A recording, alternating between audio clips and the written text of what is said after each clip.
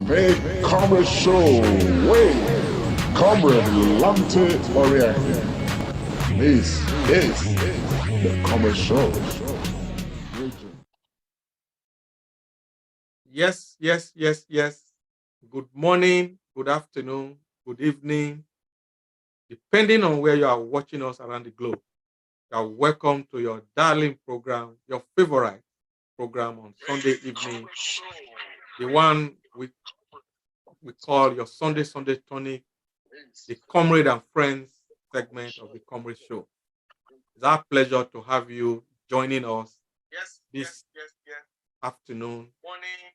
And we are really pleased to have you all with us. Please share this broadcast, share the broadcast. But before then, let me quickly apologize unequivocally or us starting about 16 minutes behind schedule. We had some technical issues which we needed to sort out. As far as technology is concerned, sometimes you don't know what you will get. So we apologize wholeheartedly. Please forgive us. So you are welcome.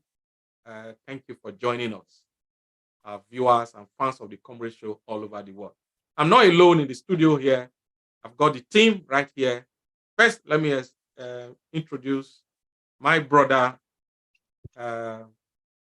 Comrade Austin Iremira. Austin, greet our people. Thank you so much, obedient Dr. Tony Agbons. To our people, I say good morning, good afternoon, and good evening, wherever you are in the globe.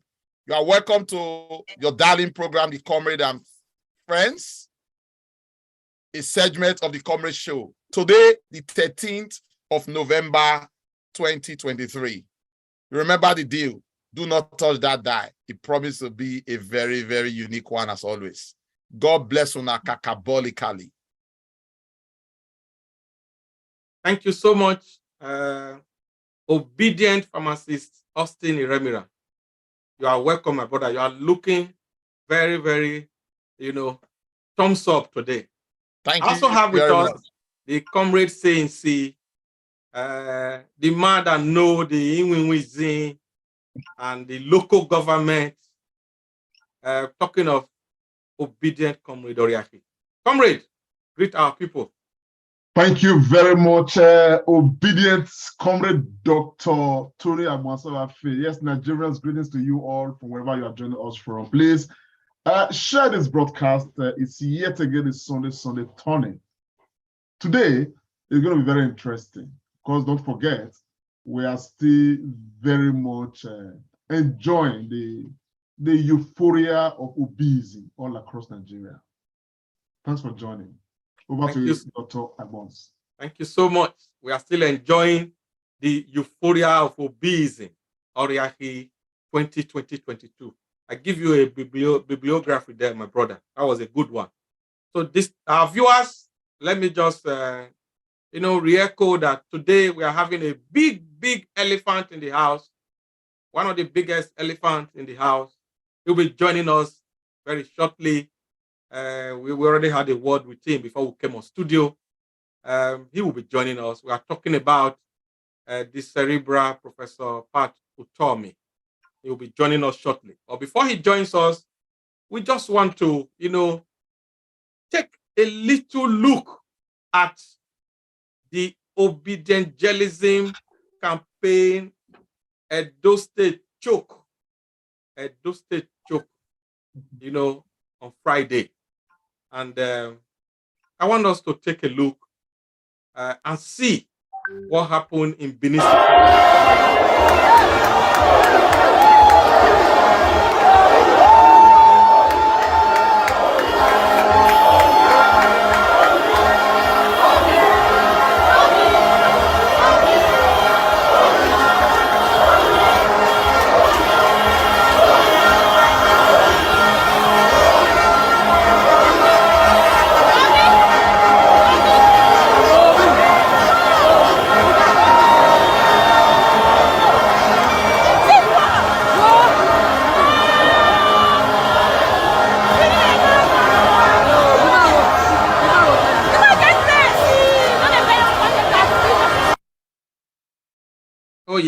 That is one of several clips you are going to see on today's program.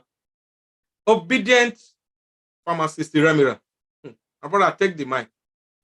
Thank you so much, obedient Dr. Tony Agbons. I knew it that you were going to come first for me. But what do I have to say? Previously, we said La Lafia was a crowd. Edo State, Benin City, Uromi, and Auchi was mammoth. On this occasion, I want to thank every Edo State citizen because all praise, all appreciation, all glory go to them.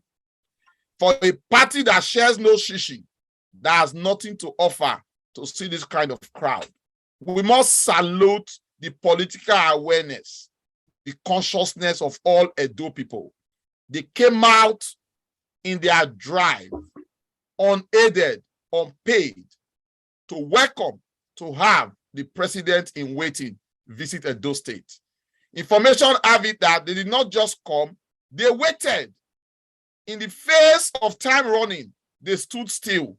People waited for hours upon hours just to catch a glimpse of the presidential candidate and, by the grace of God, the next president, President Obi in 2023.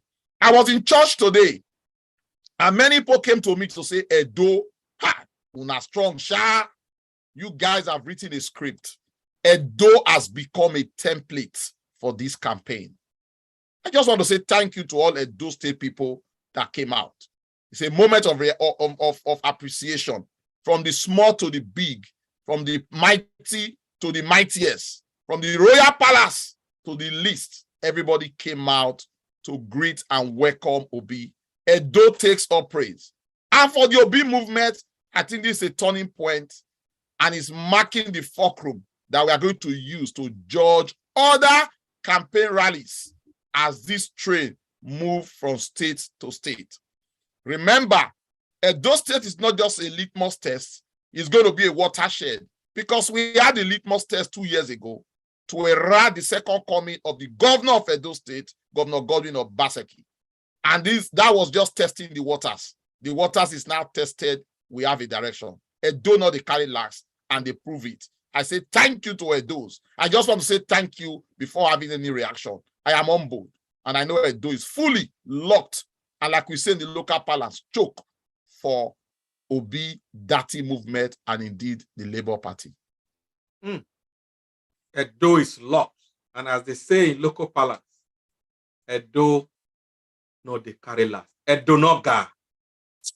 Edo people, newborn who are given a hand, big time. Comrade, I see you, your mouth they bubble with laugh and joy. Talk to our people. How you see this campaign, despite all the gra-gra and shenanigans? How it be for your belly? If you are truly obedient and you truly wish that Nigeria, of the future becomes a better Nigeria, what came out of Edo State on the 11th of November would definitely rekindle hope that a new Nigeria is possible. I think what Edo demonstrated was not just massive support for Obi, was not just massive support for a hope, a very strong hope for a new Nigeria. The Edo equally demonstrated that the Edos are not swayed by ethnic sentiment. They are not swayed by religious sentiments. They are swayed by fairness, by justice, by equity, and by those things that galvanizes change in society. More than that, the Edos came out to demonstrate that being, large virtually can actually translate into being large even on the ground. Being, having a huge presence virtually can equally translate into having the biggest of presence ever in the history of gatherings in Nigeria on the ground. Edo came out with their actions. They spoke more than just supporting Obi. They spoke more than just supporting Labour Party. They spoke beyond the normal razzmatazz and expectations of Nigerians. And of course, Edo has set the ball rolling to let other states of Nigeria to understand that the change we seek is real. The change we seek is not an arrangement that is, that is born virtually or that will end virtually. It's an arrangement that whether it is virtually or it's live on the ground is real, and the people are real, and the people are determined to ensure that this change becomes, a change that is realized and sustained for the future of Nigeria to be better, so that the future of my own children and grandchildren, will be guaranteed. Thank you very much, Edo State. And my brother, before I get back to you, I must equally give kudos to the Palace of the Monoba of Monoba Neduku, the Oba of Benin, Oba AY II, Ugidigan of the Black race. The Oba who is always with the people of, of the United Kingdom of Great Benin. The Oba who understands the rhythm of the people. And of course, he dispenses his leadership and rulership, over the temperature of the people.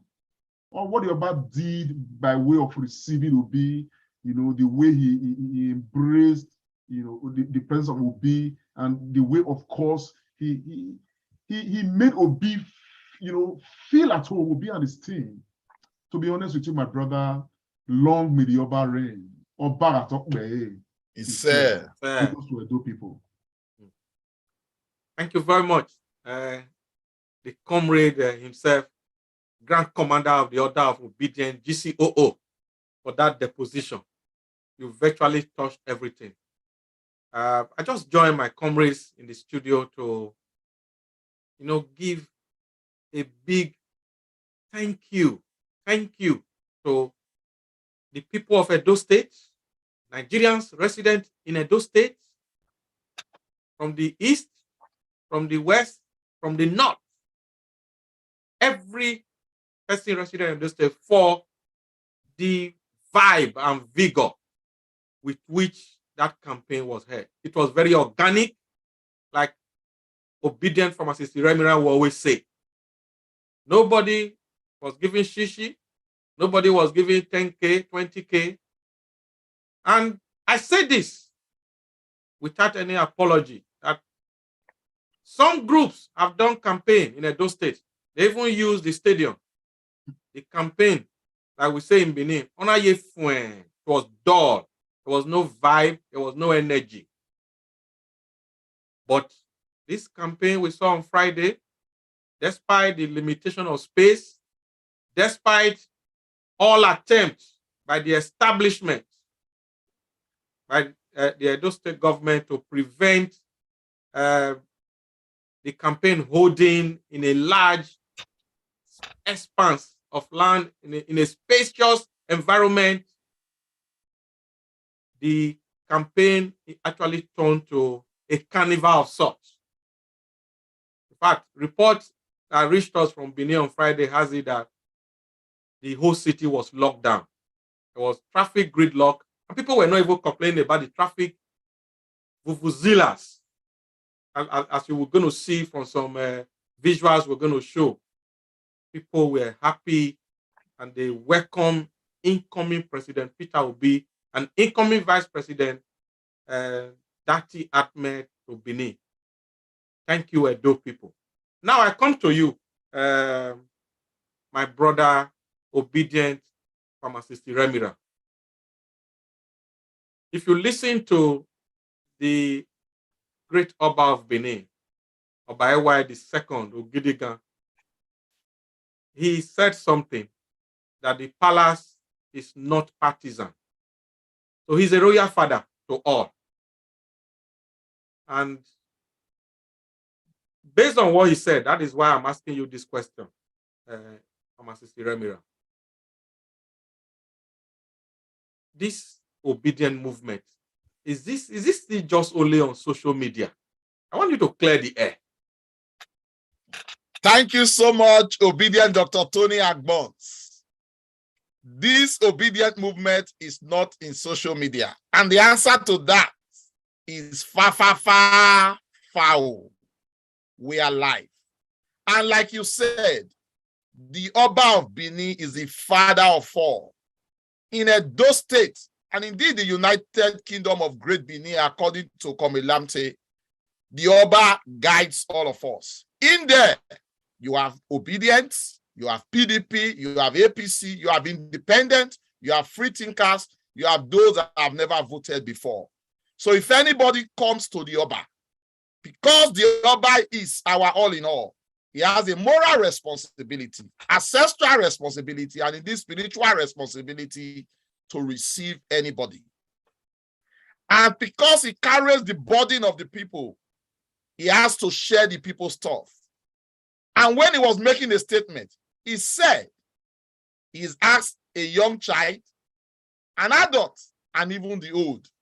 They have come to the realization that those 4 people in the room are not just in the room anymore. They are not just on the computer houses and internet. They have come to stay. And they are in the lips and mouths of everybody. We suppose that they are not virtual anymore. They are on ground. I wish the incoming president will have that power to magnify 4 to have a mammoth number like you have in Edo State. That shows that that man must be scientifically inclined and a much better place to solve indeed our many problems that we face in Nigeria. So very clear, the Oba of Benin did exactly what he's supposed to do. And the Obi movement is not virtual in any shape or form. Whilst I was talking when you asked me the question before, I did mention that this movement started some 2 years ago. If you have forgotten, it was 2 years exactly in November that the movement that was once described as virtual and online bettered a transformation that yielded fruit. And that fruit was Governor Godwin Obaseki for his 2nd term. So that has metamorphosed. Little wonder did we know that a movement that will become obedient will come and galvanize that force that started just a little over 2 years ago. And like Aisha said last time, the failure, the poor governance, the maladministration of this present government of some states and indeed Nigeria is the reason for this wide win. And it is organic. Like it is said, no force on earth can stop an idea whose time indeed has come. You haven't asked me, but rhetorical as it will seem, even the governor of Edo State in his interview that evening with channels did mention again, and I find that a bit baffling and surprising, to say that the obedient movement are virtual. The virtualness of that movement 2 years ago delivered him. One would expect that he would have at least listened to the clarion call. I know, I understand, I get his PDP, but let's not disparage the movement. That movement is far beyond Obi and Obidati. So the Oba was indeed very right, and he has every right to receive and welcome everybody. But Obi's one was a difference, because when the spirit flows, it flows. So this is your big quotation. When the spirit flows, it flows. And it was the virtual that delivered Governor Godwin Obaseki during the Edo State governorship election in September 2020. Comrade Obedient Lante Ponsa Oriake, you are very much in the in-win-win of this virtual social media. So the Edo State governor spoke to Channels TV based on the fact that the report came out in the media and to the knowledge of everybody that the Labour Party was not given approval to use the Samuel Ogbemudia Stadium. The Labour Party not given approval to use the University of Benin Sports Complex. People were talking about another space in UBTH. People were talking about the Garrick Memorial Center. I have gone to crusade there when Rehab Bonke used to come to Benin from Germany then in those days. So Labour Party could not get a space, and they had to use the large auditorium of the Baptist High School by Oliha Market in Benin City. Comrade, this is a democracy. What I know you've done a broadcast on this, but in a nutshell, how do you juxtapose all this in the larger Nigerian democratic evolution? What kind of democracy is this? Obedient Dr. Agbons, there is a saying in Benin, that says,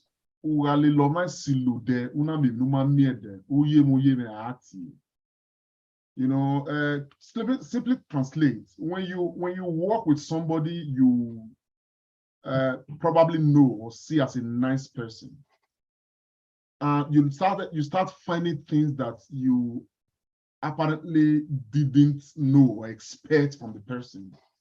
You are always you're always taken aback with, if you're an Edoma, with, oh yeah, man, and I think that explains exactly what the position of Edo State government was on that matter. I believe I'm the first person on social media to flag off that matter, just about 3 days before the rally. And I got superlative information from very credible sources that Edo State government, had denied the use of the stadium and some other facilities in the state. And to my amazement, I even got information to the extent that, areas that are supposed to be, a bit independent from the control of the government. For instance, UBTH, convention ground, they call it, or something, was equally denied. Coincidentally, the head of UBTH, or CMD as they call it, happens to equally be an Obaseki.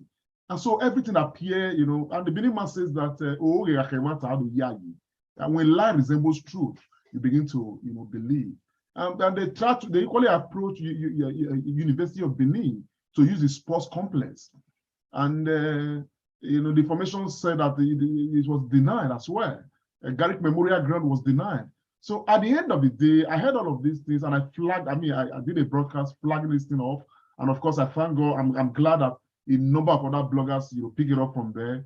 And to my amazement, because I premised my broadcast on yet another very symbolic approach of the Beninese, to say, if it is true, okay, that's why I premised, because I could not independently verify exactly the authenticity of the information, even though I was getting information from credible sources. But I did say, because I did not hear from the other side of government, to say, if it is true, it shouldn't be. If it is true, that was my premise.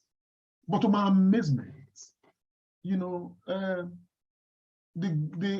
Channels Television squeezed the governor on the matter, and I was really, really surprised. It became a matter of oh yeah, man. Let's play a soundbite from Channels TV on the response of the governor to this particular question. Let me ask you, did you refuse the Labour Party the venue in which they plan to hold their rally in Benin City today? Well, there are several venues in Benin for rallies. I heard that they applied on the 9th, on Wednesday night, to hold a rally at the Samuel Ogbomudia Stadium on Friday morning, giving us 1 day notice. The tracks and for that stadium are still under warranty. The pitch has to be maintained in a certain mode. So it's just not another facility you just can go in and use without preparing. If they knew they had a rally on Friday 11th, why couldn't they give more time and more notice so that we give them the conditions under which they can use the pitch? The same thing we did to PDP when they wanted to use the pitch. And the only reason why we allowed the PDP rally was because it was also used as an opportunity to commission that facility. Otherwise, most other rallies are held in other large grounds around the city. So I think I expected more from the Labour Party. I thought they were more serious. You cannot be planning for a rally the on a allegations Friday are coming, and be giving less than 24 hours notice. And the allegation is that you are afraid of the Labour Party and the Peter Obi factor, and that's why you have done what you did to deprive them. Perhaps, were you able to give this explanation to them? Because you made an earlier comment, and they said they were going to show you and your party that they were on the ground, and that's why you did what you did. Those are the allegations coming from the Labour Party. Well, show it a joke. Well, they can show us virtually, but not on the ground. We are on ground. We'll see. It's February 23rd. Anyway, that's not the issue at stake. The issue here is that I expect, that they should be more serious. I spoke to my friend Peter Obi the night before. He told me he was coming to Edo State, and we offered him all the courtesies, including security and some logistics. But I didn't know they were coming for a rally, and I didn't, for me, the issue didn't even come up to me. The people who had to deal with the issue at the Sports Commission, know what to do.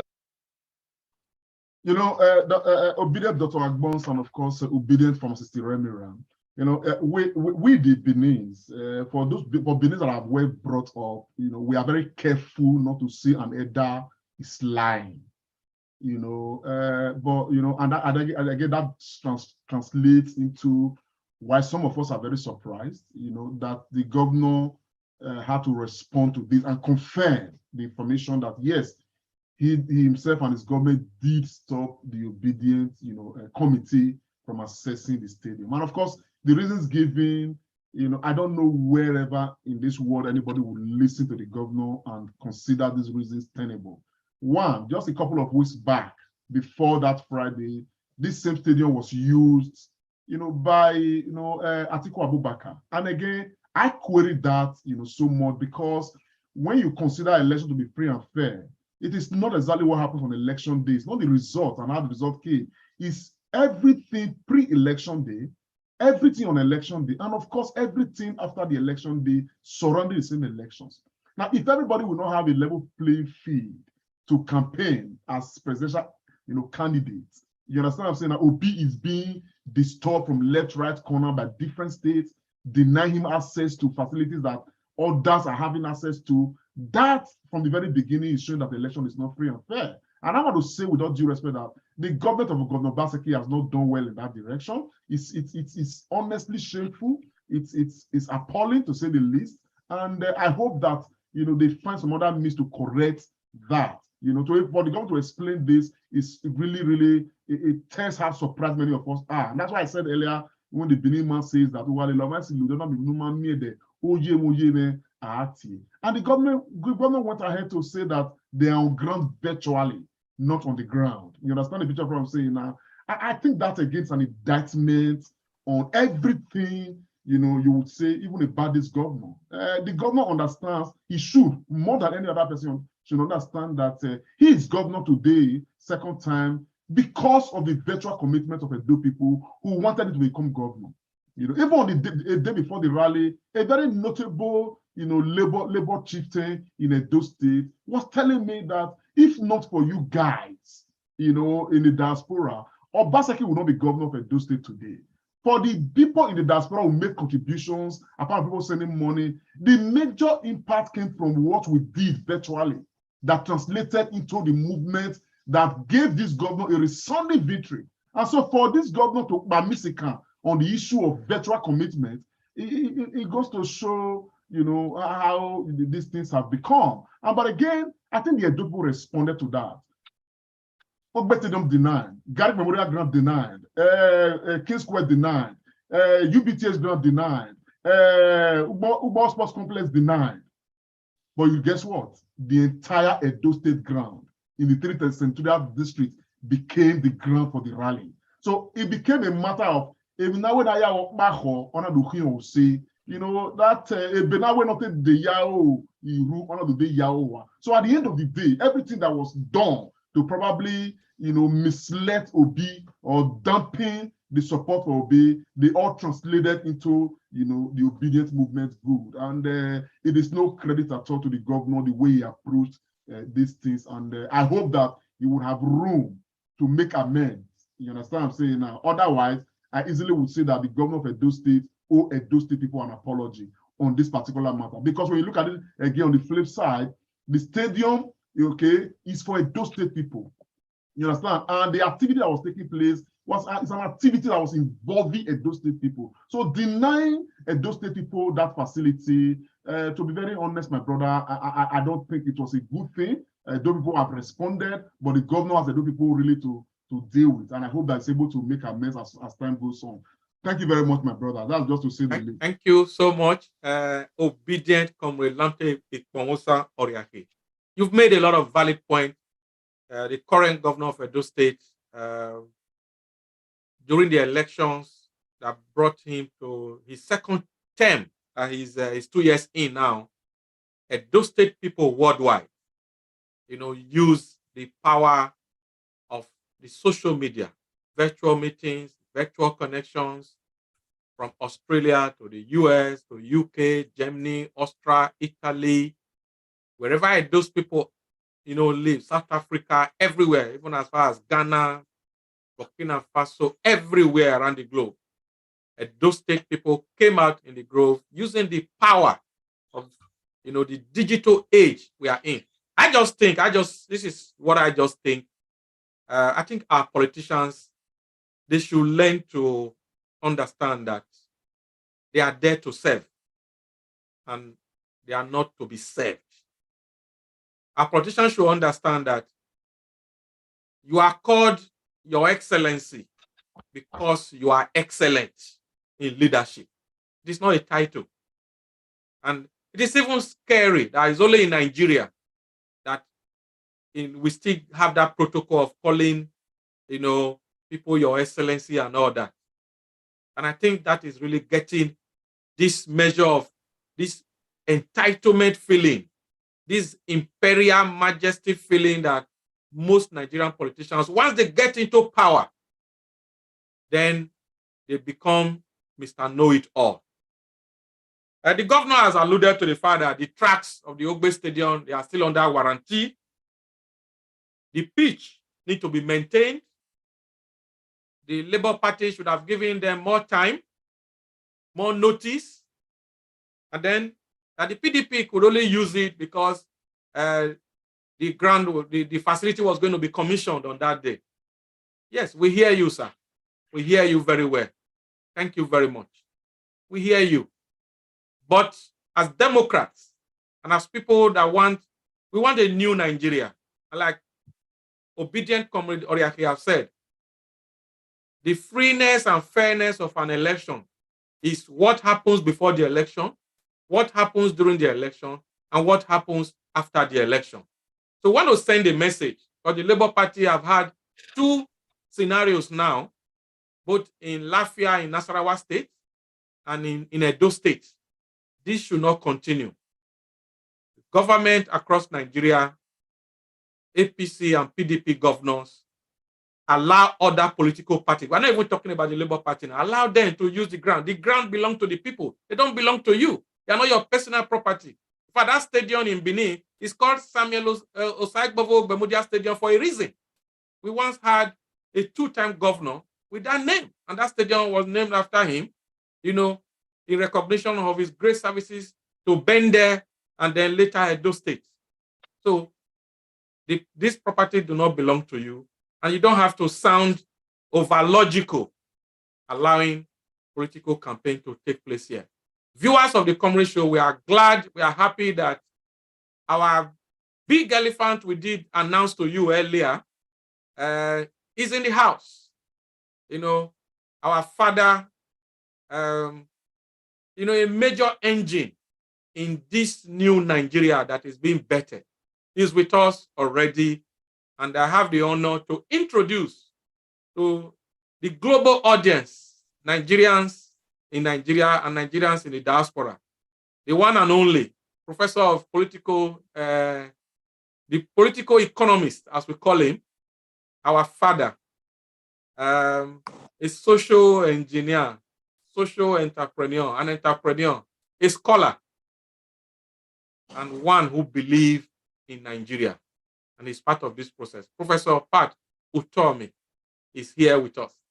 Prof, greet our people worldwide. Thank you, and thank you so very much. I am excited to be on the Comrade Show and to be able to learn from our people worldwide.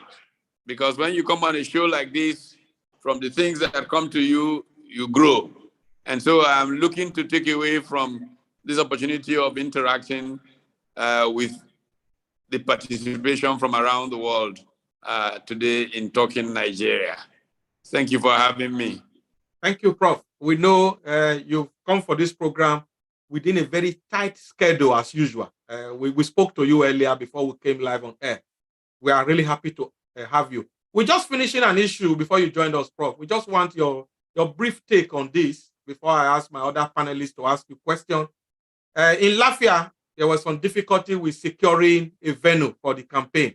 And in Edo State, it was another level. So, Prof, what is your take on this securing venues for campaign? This has happened in 2 states now. We know you're an insider. Well, you know, in this business, people try every little game that is in the book and some that are not in the book. But there is a big mistake that is made. When those kinds of games are played, they invariably turn out to be to the advantage of those that they're trying to disadvantage. The idea of trying to make the access to the Bermudia Stadium in Benin open for the obedience rally ended up with the entire Edo State being locked down.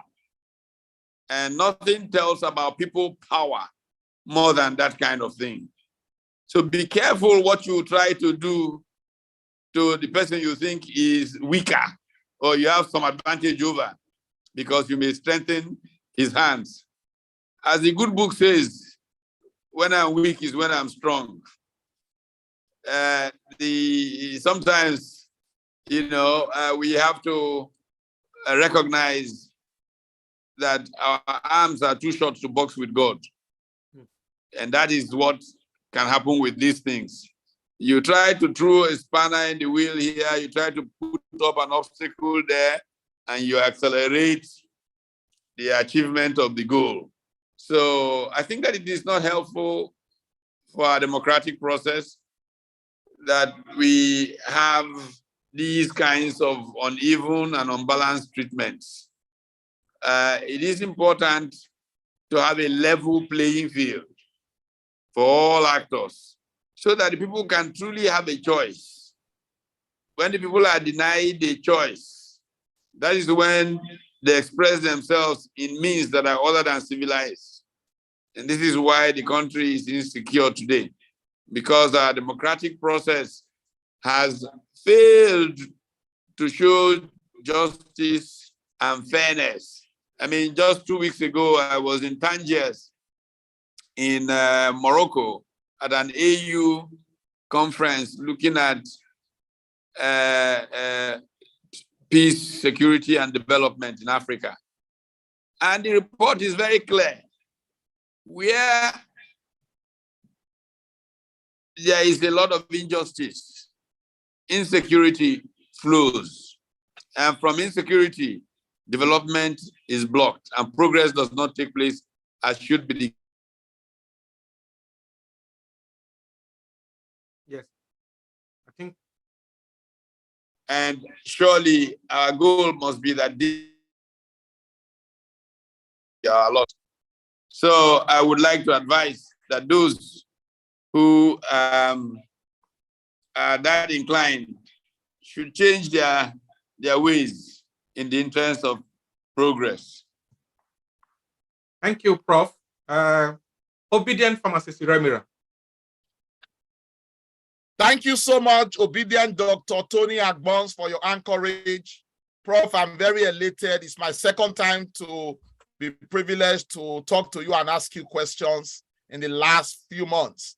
I've been your admirer from time immemorial. Patito Gang was my regular show, and I enjoy it very much. And you've been around for a very long time. I've listened to so many interviews that you've had. There was one that kept me asking questions.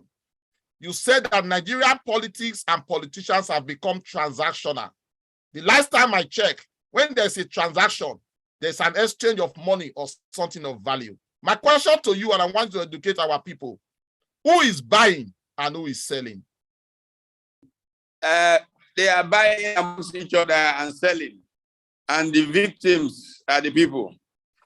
You know, let me take my typical example of transactions. There was once in Nigerian politics when the political parties would bring development, lay pipelines, and then pipeline to bring water to a community. And when the people don't vote for them, they go and remove the pipes after the election. That is a classic transaction. You do this for me, I do that for you. But what leads to sustaining progress is transforming leadership. Because the heart of the leader is driven by love, a sense of service towards the people, they envision a better tomorrow. And even when the people are not sure about that tomorrow, because they trust these people, because they can see their love towards the people, they just say, okay, let's see that your tomorrow. And invariably, it leads to great progress for people. You all live in England, you know how a gentleman called William Wilberforce in the British Parliament went on and on, year after year, about the evil of slavery, until eventually people began to listen to him, and we got the abolition of the slave. That's how transforming leaders impact the world for good. Transactional leaders don't think about the future of people. They think about their personal benefit right now. In fact, transactional leadership can become enormously narcissistic, that is driven completely by self-love. And when people just think of themselves, they cannot be leaders, because leadership is other-centered behavior. It's behavior in the advance of the interest of others. And that is the challenge that we have in educating a generation of Nigerian politicians to realize that when you sacrifice for others, you may underestimate the benefits for yourself because you love others. But the benefit to yourself is immortality. You end up living forever. I keep asking people, look, India, who would you rather be? Mahatma Gandhi or Morarji Desai? I asked an executive MBA class that question last week, and they were looking at me and said, who is Morarji Desai? And I said, oh my, oh my, oh my. Morarji Desai was the Prime Minister of India. But they had never heard his name. None of them ever remembers who he is. They don't know who. Mahatma Gandhi, who never held a post in India. He was not chairman of party. He was not minister. He was not prime minister. If you do a word association anywhere, I say India. Usually, 70% of people, the first name that they will mention is Gandhi. So if our leaders would understand things that way, that the benefit of immortality is greater than any cash in their bank account or chasing people off the road with sirens, which is what drives many people who want power in Nigeria, then they will realize that they are taking the shorter end of the stick. If they take the other end, committing to service to a greater society, they'll be amazed how they will come out of the relationship. So transforming rather than transactional. The people become the victims, the cannon fodder of transactions, whereas short-term gain become the benefit for a few politicians. Short-term material gain, nothing sustainable. Thank you, Prof. Thank you, as usual. You nailed that spot on. Our hands are too short to box with God. And the deniers in Edo State of venue became a blessing in disguise. Very well stated, Professor Utomi. Obedient comrade Iponsa Oriaki. Take the mic, my brother. Thank you very much, obedient comrade Dr. Tony Agbons. Prof, I want to thank you very, very much. When you were talking just now, I felt like I was in a class. I was probably in a class of those PDP students, to be honest. Every time with you, sir, it's always a time to learn. And given all of these, and of course, many more, I want to ask this question in pidgin English, sir. I want to ask you, because many people in Nigeria will be saying, "I'm a pidgin, I will speak." And they follow be with this pidgin arrangement as well. So with all this matter, then this transactional, politics, all of these isms here and there, and 2023 they come. The massive support will be get for those states, on Friday. Everybody look, and those states don't set the pace. But this massive support now, because the people they believe it will be, say the future of Nigeria will be better, which will be. But given the history of Nigeria and how politicians don't disappoint Nigerians, promise heaven and earth, people don't die for politicians before, people don't do many things for politicians. At the end of the day, the politicians will enter, they will still fail. Some people say, we can't say forever, they will vote again. But right now, many people will be saying they will vote again. They don't come out now and say they come to support Obi. With all this history, sir, it got any reason where will make us get hope for this 2023 and beyond? Well, the truth is, say this support, the pass will be. Now, be named there for there, but the thing where Nigerians they support, pass will be.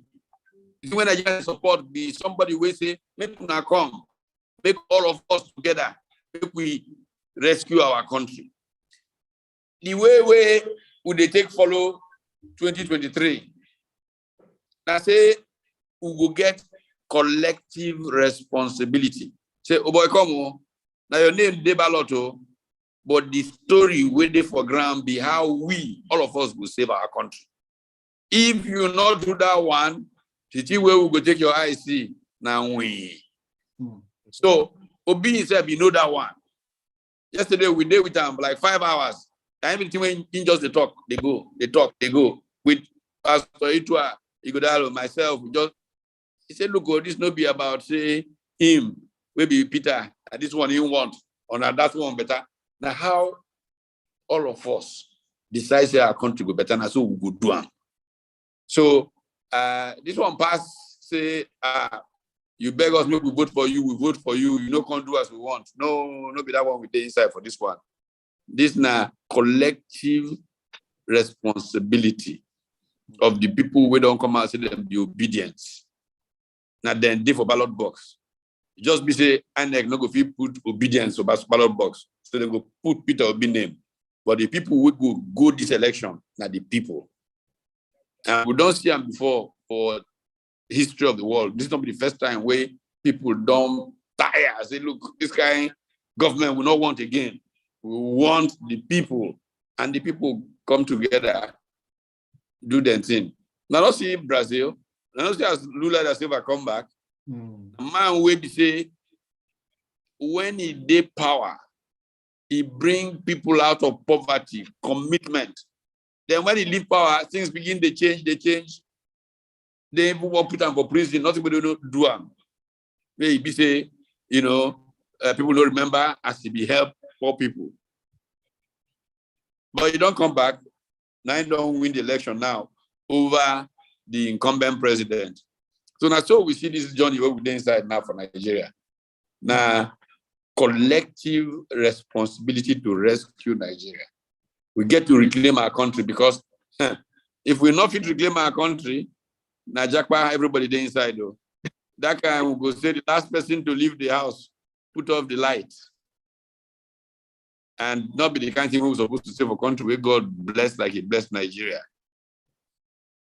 Endowments, people, everything we go put for Nigeria.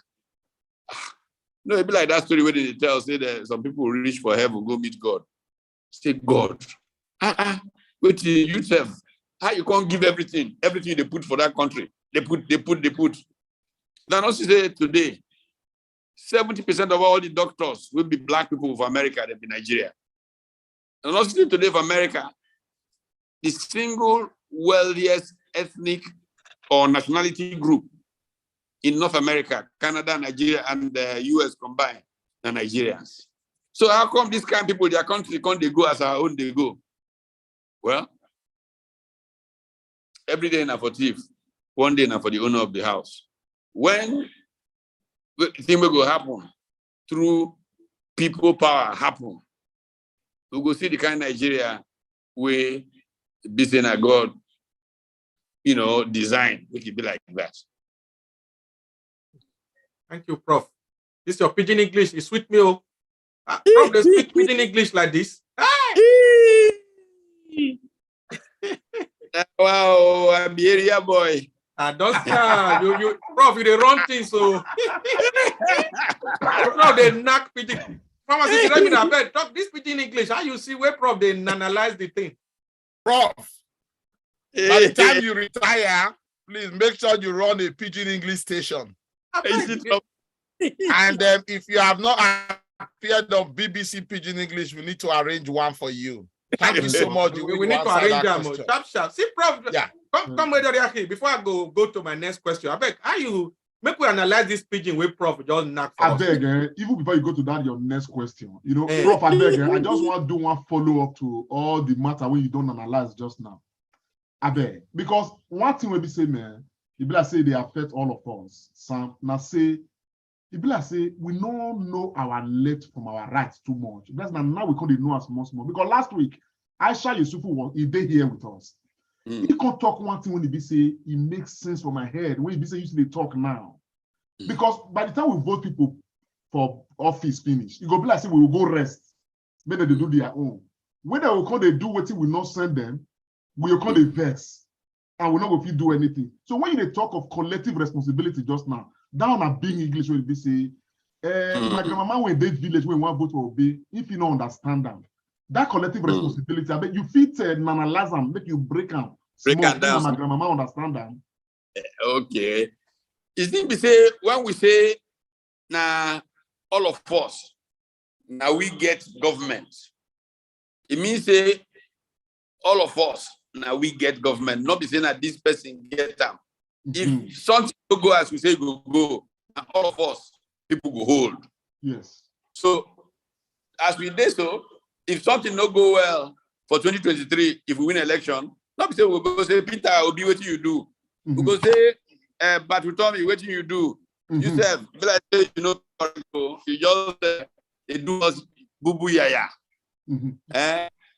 You go beat it to you go say to which kind abracadabra na they do man so all of us now gonna go hold Nigerian people go hold and the way we will go make the government they work we say everybody go say come on not be so we talk.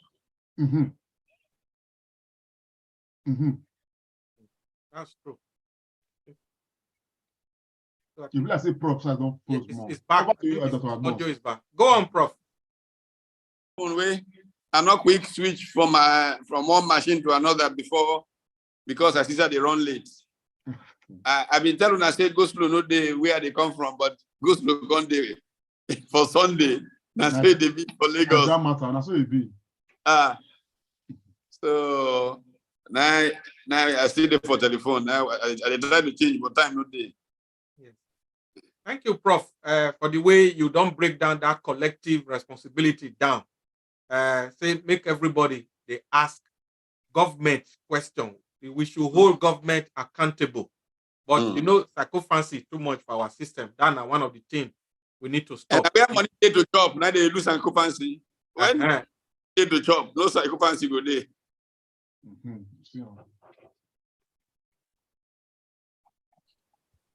Professor Pat Utomi, one of the engine of this whole arrangement, this whole new political process that is evolving. So please pick your phone, call in. Our number has been displayed. I think we are going to display it again. Call in and ask your questions. Like we said, we have our father here, the big elephant in this whole political process. He's been involved all the way. So all those questions, messages will be sending to us. Ask the prof now. He's here before he goes away. Please ask your question. Prof, I want to just ask you a question. This is from me. The question is this. That's it. You get one call, Logan. Oh, okay. So a call is coming in, I think. Yes. Hello. Hello. I agree to Oga. What's your name, sir? Where are you calling from? My name is Osazo. I'm calling from Italy. Go ahead, Mr. Sazo. You have 1 minute, sir. Okay. I just want to contribute to the program, and I'm really enjoying your program. Thank you for your time and everything. And I really also thank the Edo people for what they did on Friday. And now of the use of the open stadium, like you said, Comrade Lansing, is now when I walk back on the king say. Absolutely. They think they were doing Peter Obi, but they didn't know that it will turn out for good for him. Yes. The whole of Edo turned into a ground where the rally takes place. Yeah. And again, the other people did not forget what happened during their own election. They forgot that this same social media is what helped him. Otherwise, he wouldn't have been there today. So once again, thank you for the show, and God bless you. Thank you very much, sir. God bless, sir. We have another caller, sir. Yeah, we take the call. I think hello. Prof is joining us. Yes. What's your name, sir? Where are you calling from? Yeah, good evening, sir. Okundaye Obahiagbon is my name, and I'm calling from Holland. Go ahead, Mr. Okundaye. You have 1 minute, sir. Thank you so much, sir. I just want to ask Professor Utomi if he sees any possibility of, this election going into a runoff. As somebody that is very close to this campaign, I would like to hear, or rather know from him, if he thinks, this election will be going into a runoff, because that is one aspect of Nigeria politics or elections that we have never experienced before. So the question is, yes, like I said, is there a possibility of the election going into the runoff? And I will equally want to know from Professor Utomi that if there is also that possibility of a grand coalition happening of, the smaller opposition parties in conjunction or together with the Labour Party. Other opposition parties, now I'm not talking of the PDP, but other, smaller coalition, or rather a grand coalition between other opposition parties other than the PDP. Thank you. Thank you very much, sir. I think Prof should just add another one, because another call. Okay. 2 questions, but maybe add this one, to it. Hello, what's your name and where are you calling from? Good evening. My name is Philip Obenime. Where are you calling from, sir? I'm calling from Italy. Go ahead, sir. Okay, my question is, what are the Labour Party or the obedience movement doing to put in place measures of those villages which on that very day in their polling units they might be a kind of to bribe or to buy their vote? What are the measures? Because when you look at it, in Labour Party, some of these villages, they don't have local government council, and they don't have local government councillors who are contesting local government level, the chairmanship and all that, or House of Assembly. And these people will want to guide those their villages or their people around them for their own party, which they belong to. So what are the measures are we putting in place to make sure that those things, the vote buying and every other thing did not happen in those villages around Nigeria? Thank you. Thank you very much. Over to you, Prof. Okay, thank you. Let me start with this one. Or let me start the first one about possibilities of coalition and about runoff and all of that. One day is like 1,000 years in politics. So to predict 3 months from now, I don't think is wisdom. However, as we know it today, as all the polling that we have seen, including the polling of the opposition or the other parties, we have inside information that their polling tells them we are ahead of them. That's why there is desperation. People are trying to find all kinds of ways to say, can we postpone the election? Can we cause trouble that will lead to one thing or the other? Because they are shocked. They started by saying, these internet people, they will just do social media, they don't vote and all of that. But as they saw the passion mounting, they started getting paying a little attention. Then at the point in time, they started doing their polling, and all their polling started telling them that they were behind. And then they began to really panic and look for all kinds of measures to use to cause confusion. Can they cancel PVCs? Can they do this? That's why this Thursday, we're calling out all obedience. We're calling out all Baba Ahmed support groups to do a 1 million-man march to Inec offices in all the states to say to them, PVC, we want our PVCs. Let us make our democracy work by letting everybody have their PVC, ensuring they can vote and their vote be counted. But the main point about whether or not there are coalitions, the coalitions already exist. There are several political parties that do not have, strong, if you will, presidential candidates. There are several that even have very strong candidates around the place. But from the very beginning, we're part of a conversation under the concept of the big tent. Now, the big tent is a coalition of political parties, several of them, social movements, civil society organizations, even faith-based organizations, the labor movement, and all of these together under the big tent committed itself to a collegial approach under one champion candidate supported. And the candidates that the tent came together to support is Peter Obi and that's Yusuf Baba Ahmed. So we are going to have we have already this coalition of opposition parties.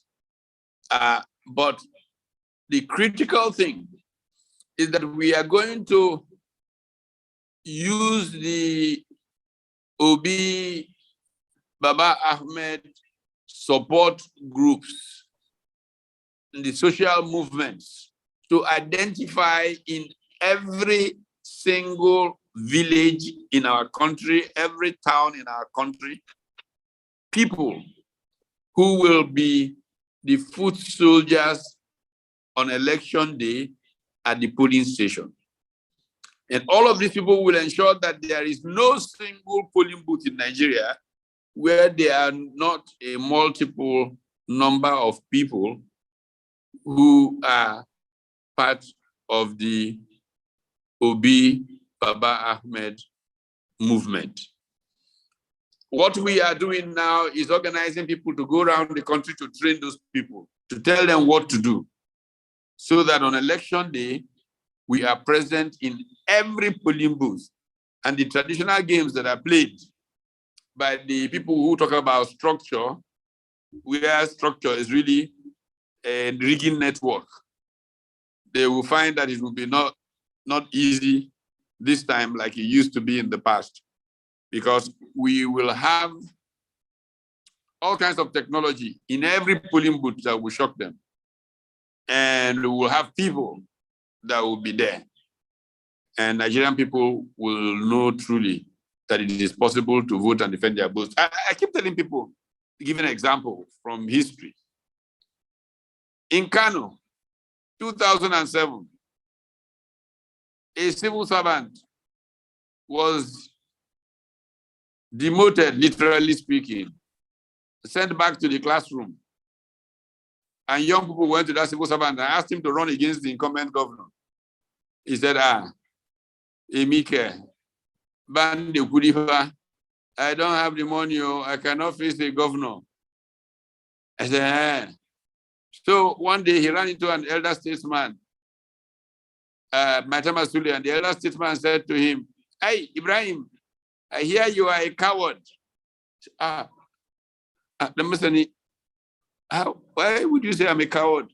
I hear they asked you to run against the governor and you say that you are an ordinary civil servant, you don't have money. Who told you that it's money that wins the election? That's how Ibrahim Chekarao ran for governor of Kano State. His party did not want to even give him the flag.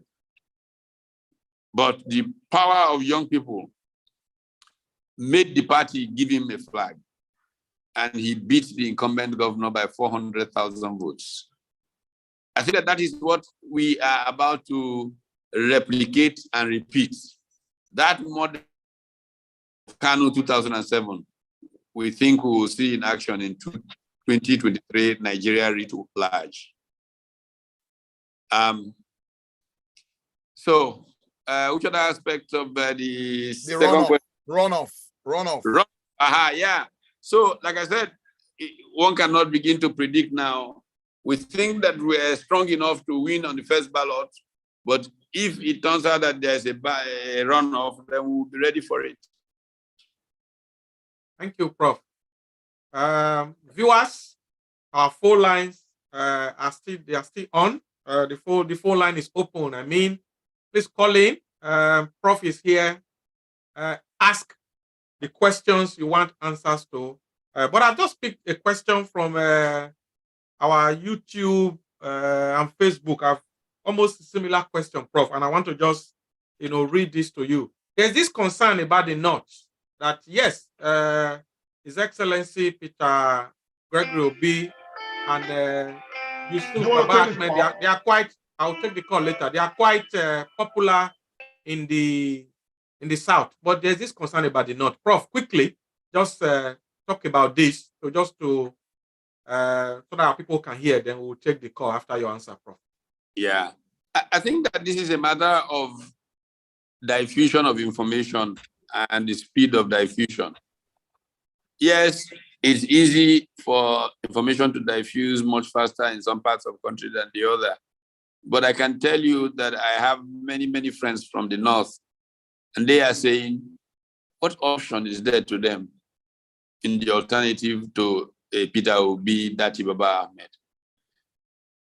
This pair offer Nigeria a fresh beginning. And so as the communication goes further, as the coalitions that are being built get ramped up, I am one of those very convinced that you will see Obi Baba Ahmed make a strong showing in northern Nigeria, especially since these elections are going to be significantly about issues. And in the end, if you are running, you are hiding, you're going to come out and debate. I was there and I watched the 1993 elections. The thing that changed things was that debate. After the debate, the people in Kano voted for MKO Abiola instead of Bashir Tufa, who was the native son of Kano. And I think that in the way that we are building up conversations with some of the major other candidates who have strengths in some of those areas, people are going to be amazed by what will come out of it, and that we may end up finding that Peter Obi and Dati Baba Ahmed will probably win more votes in northern Nigeria than anywhere else. It might shock people. But this is the kind of disposition that I have as information diffusion goes through. I mean, we had a team go around the north, led by a Labour Party, not Labour Party, sorry, Labour NLC leader, and they could not believe the reception they got in Sokoto. From the airport to the town, billboards of Obi Dati standing where people's billboards are being torn down. And they met people who are physically challenged, all kinds, dancing. Peter Obi went to a wedding in Kaduna. They could not leave because of the throng of people. And so these narratives about the North, I think it's a media-fed narrative. I think it doesn't really reflect the truth on ground, because nowhere in Nigeria are young people more dissatisfied, more angry with the status quo than in northern Nigeria. Absolutely. Because they have borne the brunt of leadership failure in Nigeria. They are the ones who have become poorer. They are the ones who have become drug addicts because of leadership failure. And they surely must be the ones in desperate need for liberation. So if the media stops this funny narrative, the truth of the fact that the North is more obedient, even than Edo State, sorry to say. Yeah, we will like that challenge. We will like that. On that premise, we won't mind. Yeah, because I have somebody on the line, Dr. Agbons. Yeah, okay, we take that call now. Hello. Hello, sir. What's your name and where are you calling from? Okay, my name is Kolawole. I'm calling from the United States and in Maryland. Go ahead, Mr. Kolawole. You've got 1 minute, sir, to ask a question or comment. Okay, no problem. Well, I don't really have a question, but I just want to appreciate what you guys are. I just want to appreciate what you guys are doing and appreciate Dr. Pat Utomi, because I've really been following him, and I believe, this time around, Nigerians have to come up and take back Nigeria, because we've been allowing all these politicians, all the while to embezzle our sovereign funds and everything. And this is the best time we have now. Peter Obi is a messiah that God has brought out, and I believe it should work. But Nigerians need to really know that this is what they want and go for it. I am 100% in support of Peter Obi. I don't want Jadaban. That name pisses me off. I'm sorry to say. But I mean, Jadaban is going to be ruling from UK when he gets in. We don't want anything like that. We need capable hands. We need trustworthy people. That's just my concern, and that's what I believe will happen. I mean, everybody can testify. Anytime Nigerians go abroad, they always excel. I've been in the US for close to 8 years, and I know the transformation I've had since I've come into the US. Nigerians are intelligent and brilliant people. Thank you very much, brother. Thank you so very much. 1 minute is done now. Let me take on that caller. Thank you. Yeah, we'll take the next call. All right, thank you. No problem. Thank you. Hello. Hello. Good evening. Good evening, sir. What's your name and where are you calling from? My name is Femi Williams. I'm calling from the United Kingdom, Kent, precisely. Go ahead, Mr. Williams. You've got 1 minute, sir. Yeah, quickly. Mr. Dr. Pat Utomi is this. I got my BVN, I've got my NIN. So I'm resident in the UK. What has the Nigerian government put in place for us in diaspora to also participate in the voting exercise? Thank you. Very good. Thank you very much. Over to you, Prof. Yeah, one thing is for sure, the commitment of the Obi Dati campaign is that one of the first bills that will go to the National Assembly is for the diaspora vote. There is no reason why that has not been done till now, except that our traditional politicians are afraid that they will not be voted for by more enlightened people who live abroad. That is the only reason. Small countries across Africa all have, their diaspora voting. That we do not have our diaspora voting is not just a shame, it is a reflection of the fact that we are playing ostrich. We know that in recent global history, most countries that have made progress have been driven significantly by their diaspora.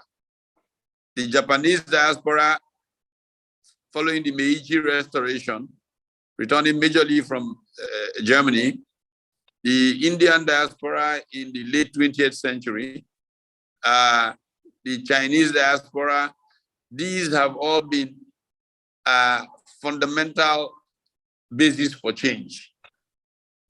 When India was technically bankrupt in 1991 with only 3 weeks trading money in its foreign reserves, and they elected a new prime minister, Narasimha Rao, who appointed Manmohan Singh as finance minister.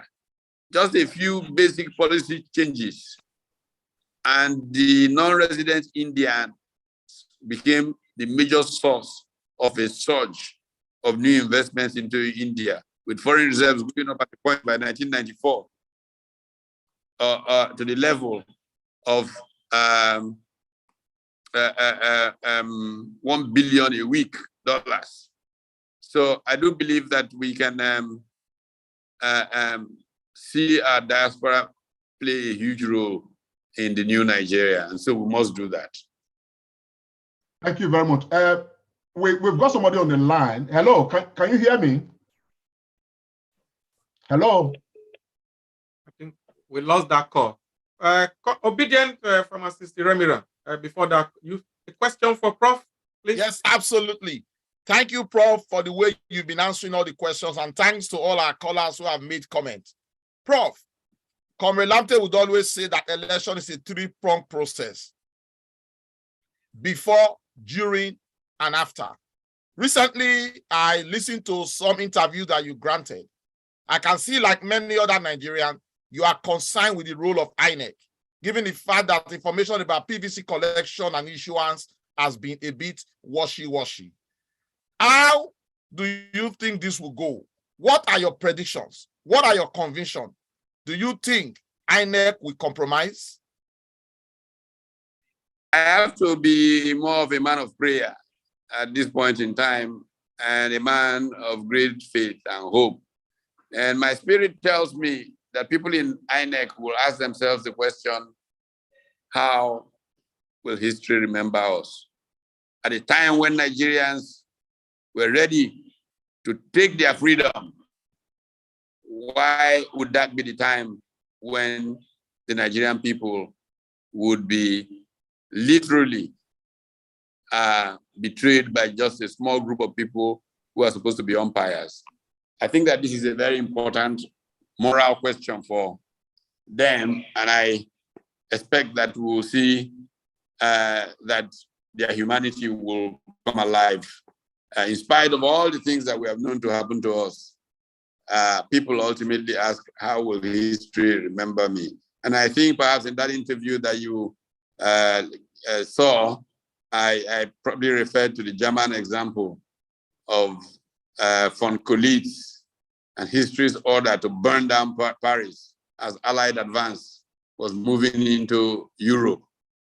And General von Collitz donned his uniform, went in front of the mirror and said, why should history remember me as the man who destroyed the most beautiful city in the world? And sent out a message to the Allied forces to come in quickly, that he won't resist, allowed them to take Paris. Of course, they didn't trust him. They thought he was playing a game, and they were failing to move. And Hitler ordered an SS Panzer division to, when he realized that von Collitz was not going to burn down Paris, to start moving towards Paris. By which time the story broke to Charles de Gaulle, who was leading a ragtag Free French Forces army. And de Gaulle just drove into Paris without resistance and took it. I hope that people at Inec have that sense of history. Thank you, Prof. Comrade, please, your next question for Prof. As we go towards the business end of this conversation today. Okay, Prof. First, I will thank you, seriously for everything. Based on our experiences so far, with Obi has had a few rallies, presidential campaign, take place in just a few states and many more to go.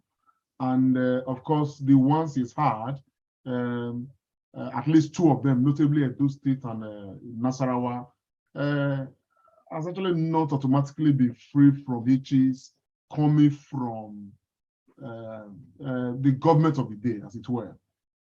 Going forward, sir, what would be your advice for different state governments where not just the Labour Party, but where other political parties are going to become campaigning, for if not for anything, but for the sake of posterity? Yeah, I think we lost Prof lighting a little bit there. So while Prof is resetting the lighting of his desk, I just want to tell our viewers, please, you can call in as this program is going on. Except where it is impractically possible, we will do all we can to take your call the moment you die. So this is the number to call. Preferably make a direct call, not on WhatsApp, because when you make a WhatsApp call, a normal call will just take it off. So please put your call in. I think while we are waiting for Prof, thank you so much, Dr. Tony Agbons. I think I just want to say that when Prof came in, Prof said he was actually going to learn from us. But a master is a master.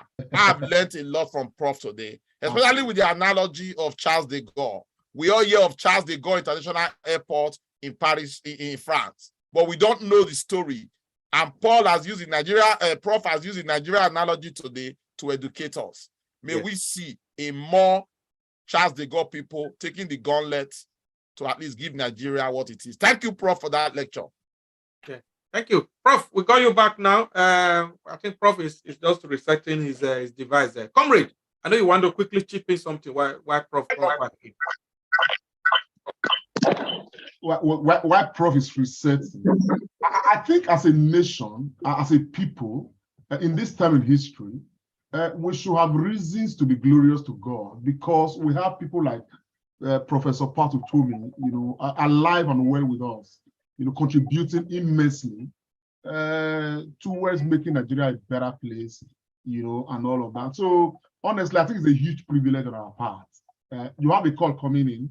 Yeah, I don't know we have a call, and there's a question on ground you were asking. So let's take the call. And comrades, can I just say something before you take the call? Okay, go ahead, sir. You probably noticed that I'm on two different devices. I may switch from this to the other. Okay, sir.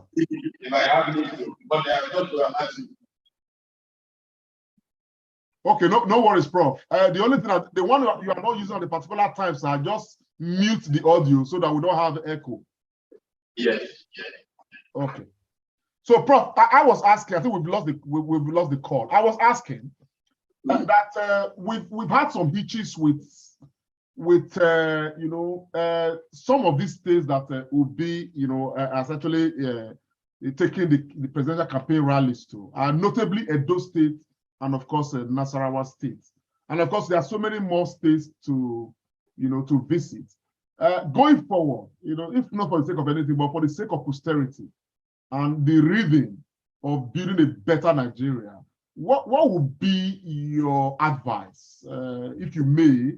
How would you educate the other state governors that Obi will be visiting as the campaign travel from state to state? Unmute your device, sir.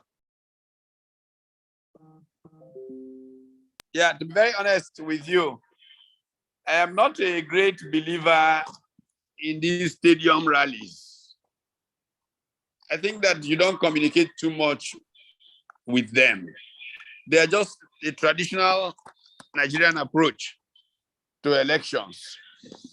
I would prefer town hall meetings where you talk to people, they ask you questions, you respond to them, door-to-door knocking on people, and, you know, getting to interact with people, just the way Barack Obama did in America, going literally, from one gym to the next and all of that. But we have had this lazy politics in Nigeria because we have candidates that don't want to meet the people really. So you gather tens of thousands of people who typically get 1,000 or 2,000 naira to fill the stadium and come back the next day for the next party, the same guys, and they really tell you nothing about the elections. Having said that, the campaign will have a few more of those to show their presence in different parts of the country. But if I had my way, there would just be a few of those kinds of campaigns and an intense engagement on the streets with the people. Thank you, Prof, for that. But Dr. Agbon, sorry, I beg to differ. Sorry, sir. Just before you come in, obedient comrade Iremira, can we take this call? Yes. This caller. Is it all right to go ahead? Yeah, go ahead. What? Madam, can you turn down your device a bit so you can hear us? God bless you. What's your name and where are you calling from? Faith from London. What's your name? Faith. Faith from London. Go ahead, Faith. You've got a minute. So I wanted to ask, why does the ZPC party have the same logo or similar logo to the Labour Party? Which party have similar logo? ZPC to the Z Labour Party. Okay.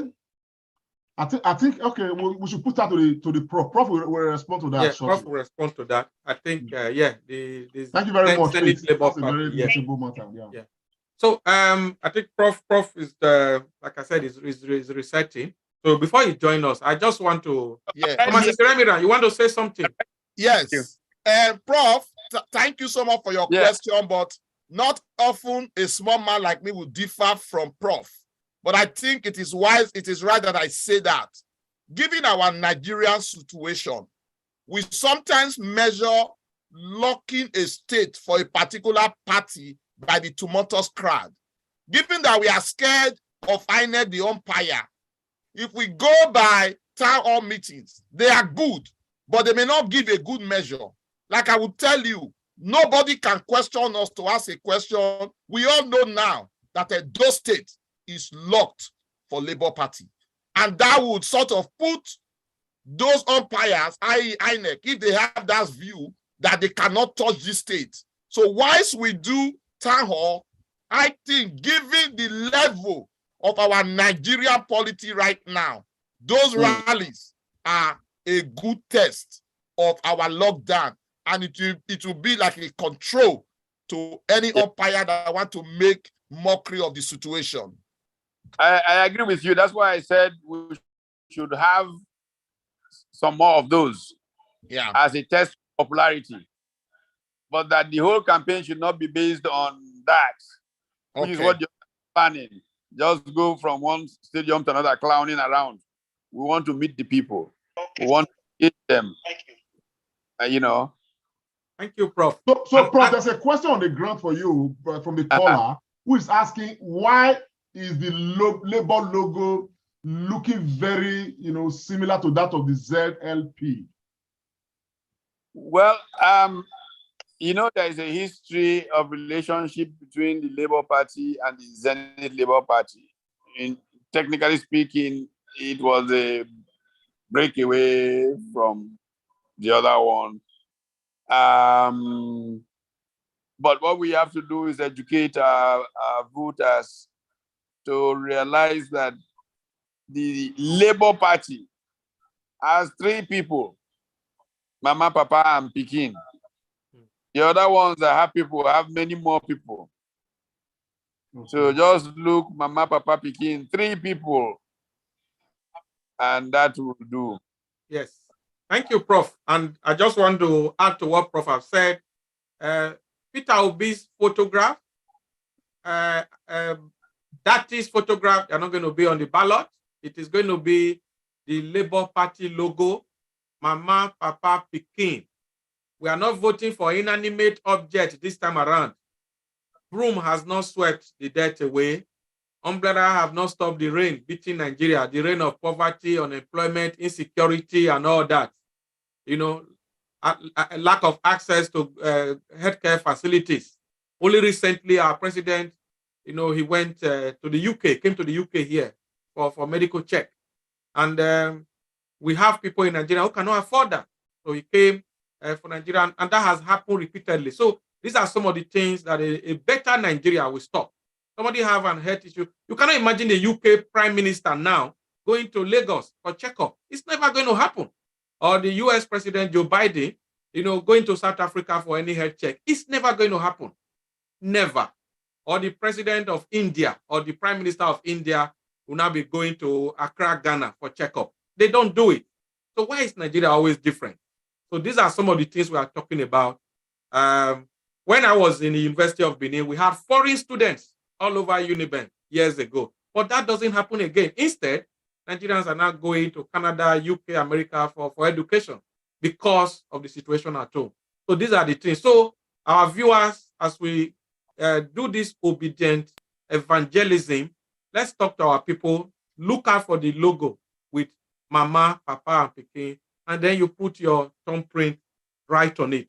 Prof, we are rounding up. Prof, Dr. Boss, we've got one caller waiting. Yes, I'm going to wait a little bit. Prof, this is very, very important. You talked about town hall meeting already. And I want to use this opportunity to announce to our global audience that Professor Pat Utomi is also helping us facilitate our principal. I'm talking of obedient one of Nigeria himself. Dr. Peter Obi will be on this platform next week, Sunday.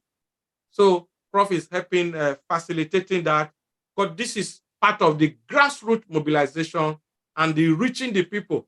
And our principal will make him speak a lot of pidgin English next Sunday when he comes to this program. So I just wanted to quickly chip that in so that because this platform is a global platform, our viewership is, you know, across the globe, you know, all over the world. So we'll be having our principal here with us next week, Sunday, and Prof is helping us facilitate. Prof, we are counting on you. Yes, I was. When is this broadcast supposed to end? We are rounding up now. In fact, I'm just going to ask you one very, very important question we always ask during this campaign season. If it was ending in 40 minutes or 30 minutes, I would have surprised you. Well, go ahead. Prof would have surprised us. Let us wait for that surprise. We can wait for that surprise. We can wait for the surprise. We will wait for that surprise. So please, let's take the caller. We'll wait for the surprise. We like surprises, sir. We like surprises. We eat and drink surprise. The surprise will be a forerunner to what is happening next Saturday, Sunday. Next Sunday. Hello, my friend. What's your name and where are you calling from? Oh, my name is Mr. Odion Aloba. I'm calling from New York City. Mr. Odion Aloba from New York. Go ahead, sir. You've got a minute. The Prof is here. Yeah, thank you. Yeah. Well, I just want to say more thanks to everybody that are participating in this OB labor movement. Actually, what I have is not a question; it's a comment. It's a comment regarding the caller that just called about the Zenat political party. Yeah. What happened was the reason that we have to really be very serious with that party that have some logo with some collective individuals, because the last time actually the guy that is leading that very party, or who is the principal of that political party, actually reside here in New York. and will give that guy more zeal to continue to to do it. Actually, in the last election, he knows that he doesn't have anything to offer, but he paid the 100 million, the 100 million naira that they paid during that election. So what happened at the end of the day? The guy contested because the last time he actually had a lot of votes with Labour, with PDP. So in so doing, so this guy now, the last election that he paid that money that he dropped out, he is now looking for a way because he joined them because of that fact that he was able to gather or garner more votes, and that is what is giving this guy this wayward impetus. So we have to try and really try to enlighten the people so that they can be able to distinguish or differentiate the logo of Labour Party and the other one. And that is why this guy is doing what he's doing. He actually resides here in New York. So we have to really take it very serious. Thank you. Thank you very much, Mr. Odion Aloba. I can assure you that your point is, taken on board. And of course, the authorities will act on it. Thank you so much for your call. Thank you so much, Mr. Aloba. So Prof has promised us a surprise, and because we on this show, the Comrade and Friends segment of the Comrade Show, we like surprises. So we are really waiting with with all our energy and vibe for that surprise. Pharmacist Remira, I want you to ask Prof. I know you have a question you want to ask. I always have loads and loads of questions to ask Prof. Prof, thank you so much. Your belief that a new Nigeria is possible is unshaken. Thank you for what you continue to do. I just want to ask, because we asked you last time, we want the coming president to set the ball rolling. Although one will say that you don't need to count your eggs before they are hatched. But I think in the engine room, we are doing everything so that as soon as the election is successful and our president is sworn in, we don't want any delay. Can we get assurances on that, Prof? I want to assure you fully that is a subject that has been engaged, and there will be no delay on that matter. It is a matter of strong principles. Thank you, Prof. Thank you very much, Prof. We know that going by your antecedent, you say it, we see it. We are always very impressed with that. Obedient Comrade Lamte Oriaki, GCOO, Grand Commander of the Order of Obedience. I want you, before we came on air, there were certain things you were saying. I want you to throw that question to Prof now. Which one, please? Yeah.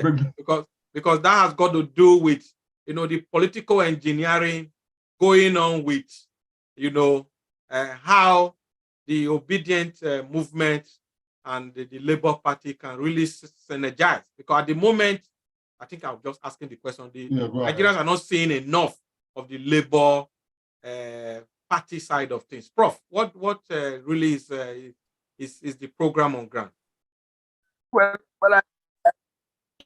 I think that synergy is building, is there. I mean, we have meetings that are extremely cordial. I know how political parties act in Nigeria, but I do know that all the meetings we have had with Labour Party leaders have been quite stress-free.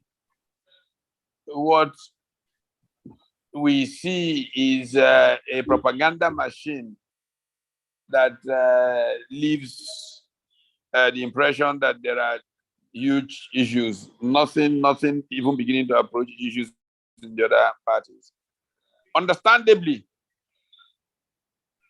there is a matter of organizational practice. Labour has just come of its own. Does not had a very, very long tradition of organizing for big elections. So it's going to have teaching problems, understandably, very naturally. Then the other thing that is important to understand, and I have been trying to plead with obedience to have that understanding. In political science, there is a very famous dictum. He who says organization says oligarchy. It's called the iron law of oligarchy. in 1911, a guy called Roberto Michels wrote a book on political parties. And he basically showed how when you begin to really organize, you invariably begin to create oligarchic tendencies. And what has happened is that we have had a freewheeling movement of obedience, organic, unique for political parties this side of military rule in Nigeria. And so when people began to talk structure, the Labour Party felt the need to lay down structure. And the process of laying down structure, which is organizing, like the dictum says, move towards oligarchy and created frustrations among certain people. What we have chosen to do in response is to create a new form, a new kind of organization structure. And you will pardon my using public policy English here. I sound like big grammar. Is organic bulb of complex redundancy. What does that big grammar really mean? It means that if you take an onion is like a bulb. It's an organic bulb, actually, that has layers. You peel off one layer, you see another layer, you peel off another layer, you see another layer. The idea and the concept of complex redundancy comes both from engineering and political science. In engineering for safety, you are generally encouraged to build in redundancy. For example, the typical Boeing jet will have fallback systems. If something goes wrong with one, there's a fallback. Yeah. If goes with two, there's a third fallback. Now, those of us who come from scholarship in business or who have managed firms will know that usually creates a lot of stress in the relationship between the engineering design people and finance people. Because if you do the statistics, the percentage of time that a Boeing jet fails on the original system and comes to the fallback is so small. Yet that fallback has a fallback because the engineer is trained to engineer in safety. But that is cost as far as the finance guy is concerned. So this complex redundancy comes as part of engineering, if you will, ideology.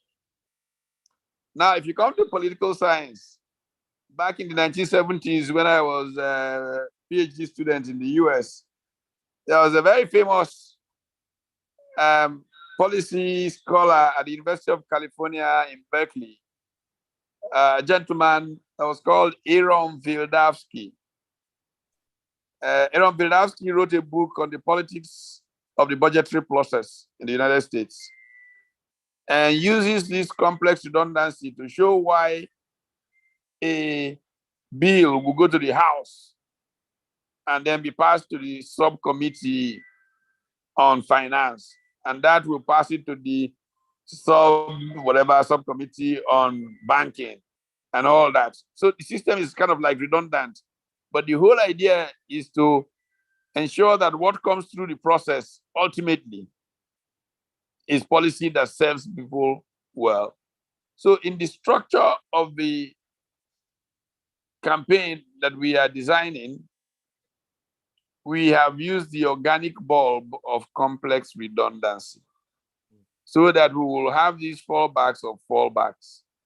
And the various players are gradually settling into an understanding of this nature of complex redundancy. And as people understand it more, they will realize why we are the ones who have structure. and not the ones who are shouting structure. Hmm.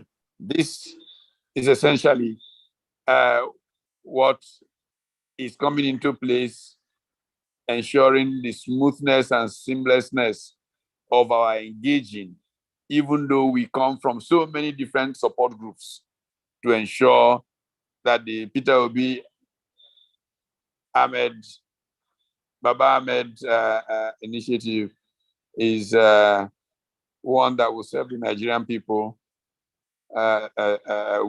seamlessly for the common good. Thank you, Prof.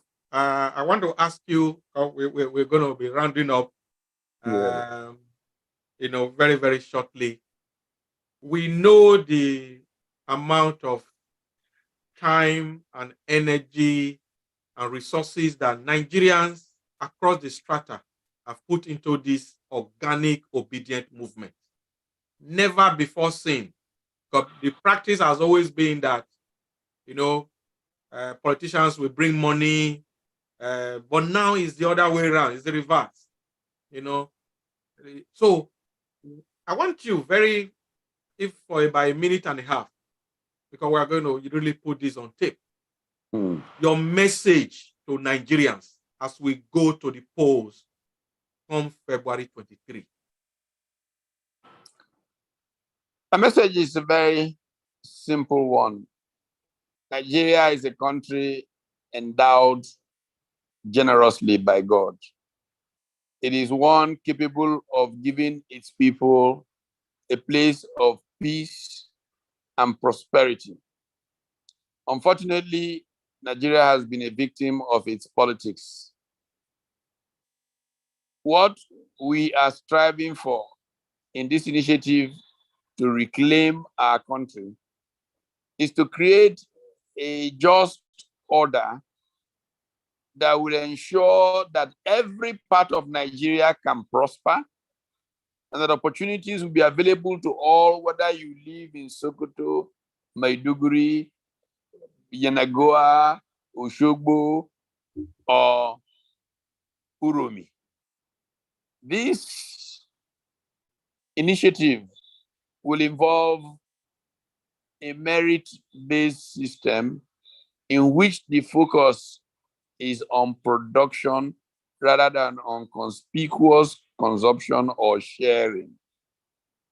This process, which is not new because Nigeria used to produce in the 50s, the first textile mill in Kaduna in 1960, UNTL, based on the fact that the Sardauna saw the factor endowments of cotton in northern Nigeria, invited the Hong Kong Chinese to set up factories, created the Kakuri Industrial Estate.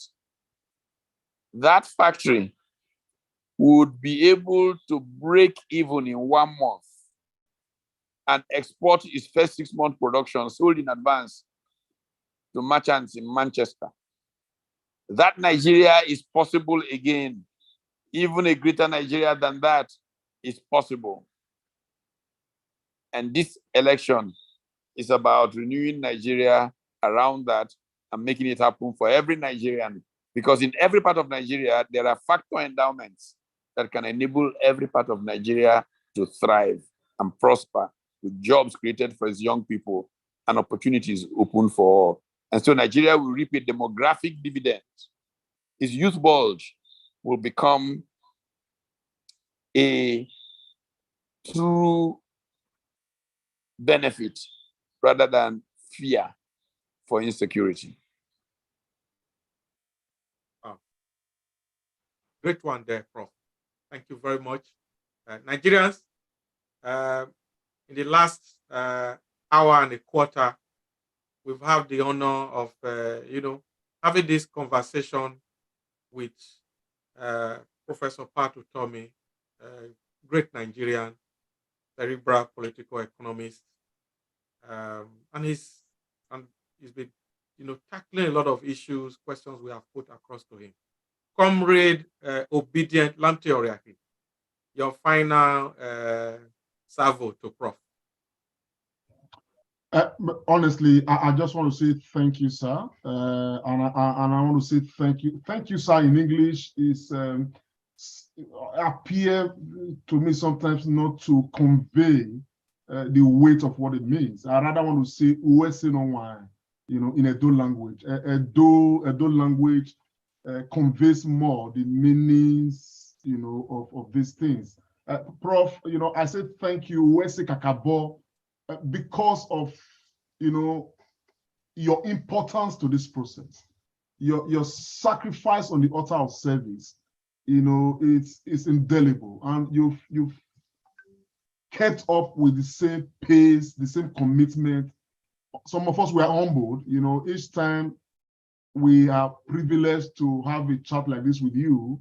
Honestly, it's a great privilege because it's always a learning process, and I'm sure it is for Nigerians. And so, sir, Uwese Kakabo, and I hope that Nigerians we learn one or two things from the things you've espoused today, and hopefully work with them for us to build a better Nigeria.